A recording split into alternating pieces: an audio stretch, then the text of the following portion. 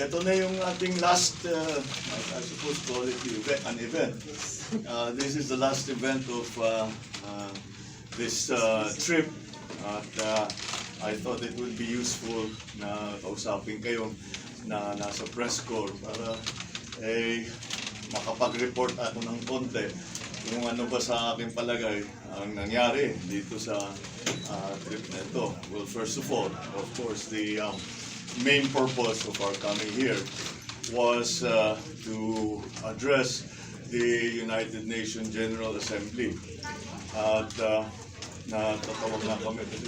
Sabi, sinusunod talaga ako ng 77th UN General Assembly ang na-attendan ko as my first time as president. So I think that we were able to put forward the message of where the Philippines is now, what we are planning to do, what we have done to adjust our country to the new challenges of the post-pandemic and hopefully post-Ukrainian crisis that we have been suffering under for the last, 2.5 years. And sa palagay ko naman ay naunawaan ng ating mga kaibigan na sa iba't ibang lugar, sa iba't ibang bansa, kung nasaan na ang Pilipinas.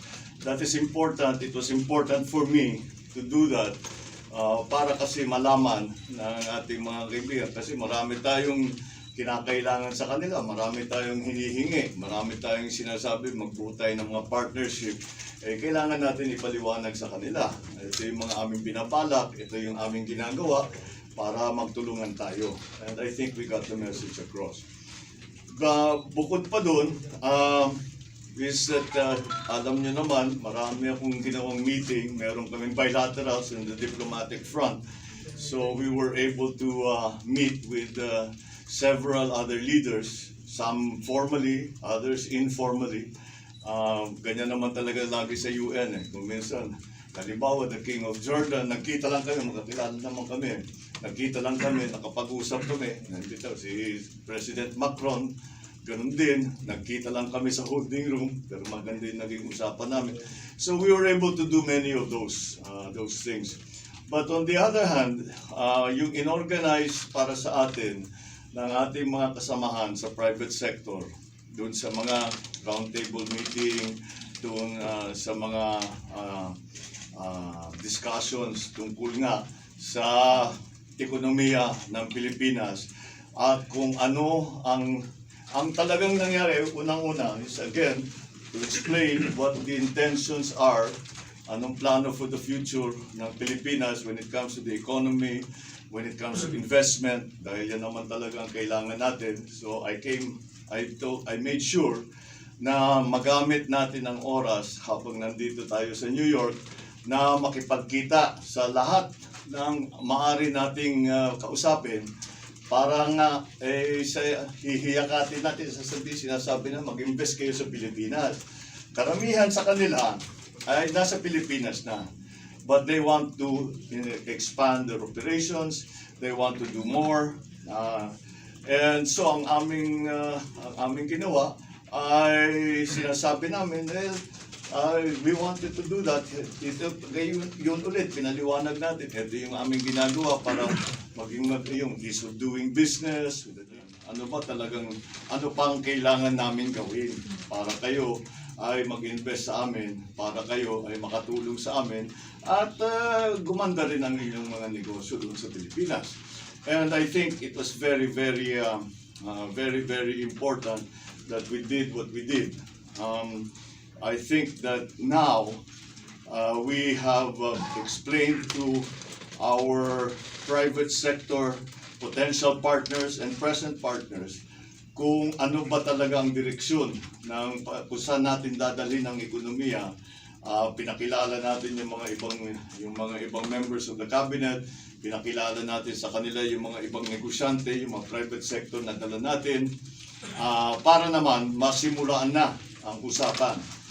This is what you have to I have to make clear, this is not the end of it, this is the beginning. umpisa pa lang ito. Now we have to go and develop those ideas that we started to talk about here. Yung mga round table natin, isang oras lang yun eh. So, kung isang oras, 1 hour, 20 minutes. Siyempre, pagka malaking operation o malaking project, kailangan i-detalye ngayon natin yan. So, that's what we are going to do when we return to the Philippines. At lahat ng economic managers ay talagang naka-schedule na kami. Sabi ko, isa-isahin natin lahat itong pinag-usapan natin. Ano ba talagang, what will we prioritize? Ano yung uunahin natin dito? Ano yung maaari natin gawin kaagad? Unahin natin yan. Ano yung pinaka-importante? I-prioritize natin yan. Para mabuo ang ating gustong gawin, ang project, ang programa, what do we have to do? Detalyahin na natin.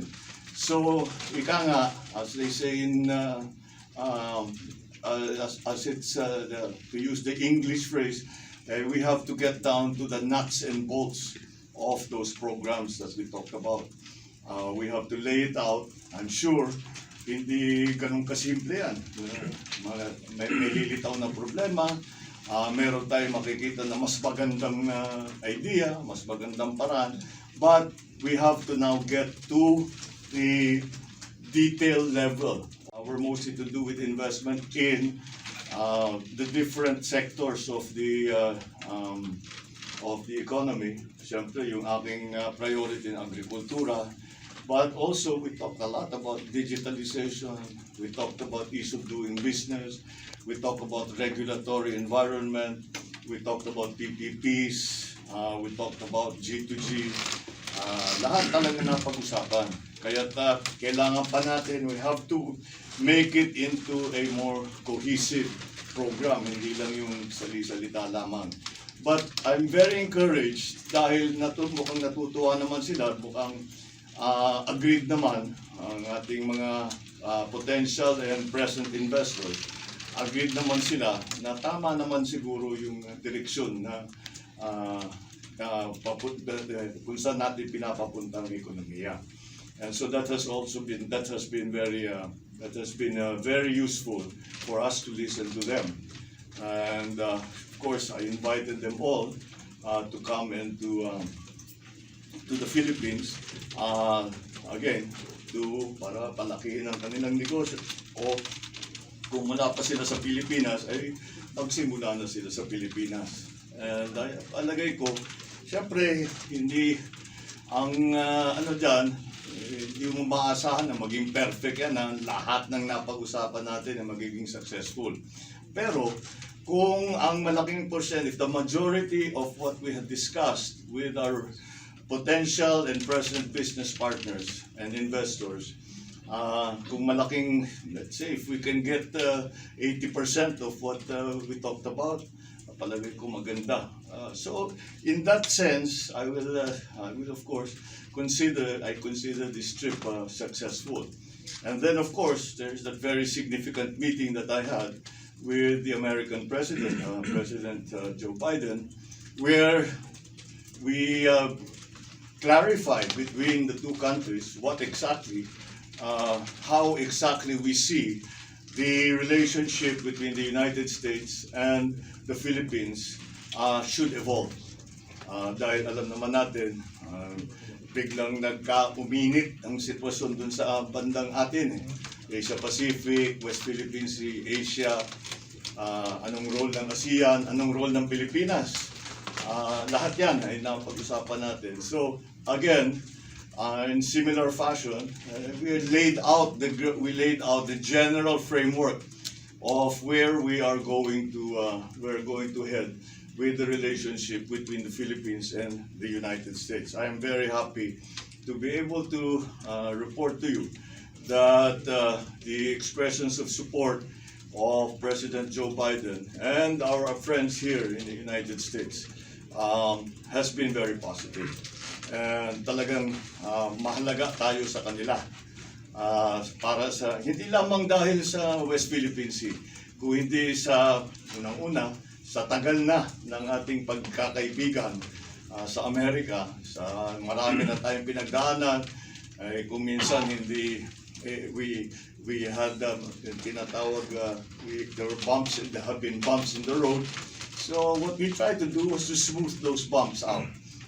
The former UK Prime Minister, ang pinag-usapan namin ay good governance. Meron siyang institute at sinasabi niya, you can use the benefit of our experience that we have worked in other countries na pagandahin ang patakbo ng gobyerno. Hindi naman nila sinasabi na mas marunong sila sa atin, pero ang sabi nila, baka meron kaming maitutulong. So of course, we were able to discuss that. We come away from this trip with a great deal of work to do to operationalize all of the things that we had talked about. But nonetheless, the most important thing to me, which was in fact my real intention when I came here and when we were planning the trip, was to get these discussions started. And we have achieved that. We have got those discussions started. And not only with the people that we actually met, nagpatulong din ako sa kanila. Sinabi, baka yung mga kasamahan ninyo, baka pwede nyo ring isama, baka pwede nyo ring ikwento kung ano yung mga ginagawa namin, at baka interesado rin sila makapunta sa Pilipinas at tumulong dun sa amin. At para meron din kayong negosyo dun sa Pilipinas na makakabuti din naman sa inyo, pero malaking maitutulong sa Pilipinas. So that's the general report that I will make again a more detailed report as soon as we get back to Manila, para naman malaman naman ng mga kababayan natin na hindi lang tayo kumain ng sabret at saka ng pastrami, pero talagang meron tayong ginawa. So overall, I can say that I consider the trip a success, and overall I am satisfied with the work that we have done. Lahat ng nais nating gawin ay nagawa natin. Lahat ng nais nating kausapin ay talaga namang handang makipag-usap sa atin. Kaya that kind of response is of course very gratifying.